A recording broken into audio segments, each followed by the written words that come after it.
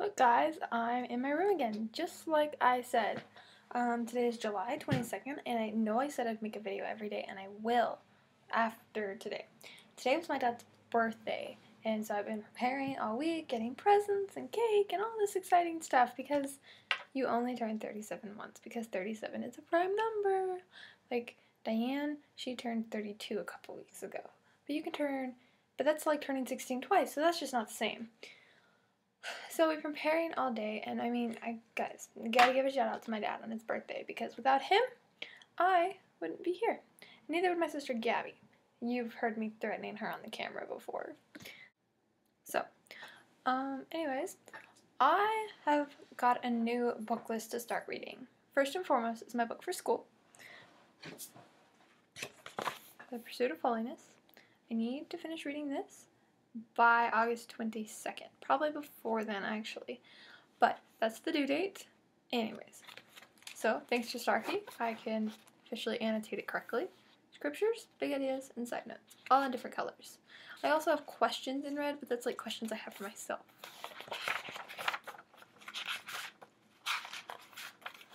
This is thanks to Starkey. I would not know how to do this without Starkey. So, gotta finish reading this. I also went to the bookstore yesterday with my friend Sierra, and we got into a lot of books. Right now, she's actually reading Abe Lincoln Vampire Hunter, which is the movie that just came out, but it's also a book, which I also want to read, but that's gonna have to wait because I have a huge other list to read first. Like this one. George Orwell's 1984. He published this in 1949, but that doesn't matter that he wrote it before the time happened, because all you need to know to write a futuristic novel is universal themes and whether you want it to be dystopian or utopian. We had to do projects sophomore year for Starkey's class, and they were worth 900 points. But somebody had the future, and we were like, oh my gosh, how do you do the future? It hasn't happened yet.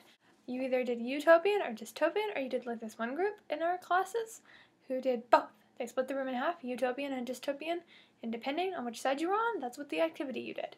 So, George Orwell's 1984 is about this guy who is living in the futuristic with all the technology, but like the world's gone corrupt, and it's all bad, and it's all gray and sad and depressing. All universal themes. They just apply future technology to them. I also... Wow. Okay, guys. The Book Thief by Markus Zusak. And I've heard amazing reviews about it. My friend Katie has read it. Diane has read it. Everybody I know has read it except me. So, I'm getting on that. I promise. I also wanted to talk to you guys about my story, because I'm writing it right now, and it's on the Civil War, and it's about the Confederacy and plantations and women specifically, and I've never even, considered what it would be like to live in the Civil War, but I prepared myself. I bought many books. I bought one on Victorian entertaining. It's the handbook of what all men and women should do in the parties, which is great because my main character is at the age where she has to start going to these social functions to find a proper suitor, and she goes with her mom and her grandma, and yeah, I would totally mess up because, oh my gosh, I'm just the sloppiest person at the dinner table a lot of the time. I can't eat without making a mess. So, etiquette, entertaining. I also bought Civil War Collector's Encyclopedia, Army, Uniforms, and Equipments of the Union Confederacy. And this book basically talks about anything ever used in the war on both the Union and the Confederate side, which is really good because when my main character does get married, her husband is shipped off to the war for the Confederates. And if I'm to talk about his experiences, I need to know what it all means. I have no idea what half this means because I didn't live there. I didn't have any reason to ever study this in depth until now. I also got this Encyclopedia of the Confederacy.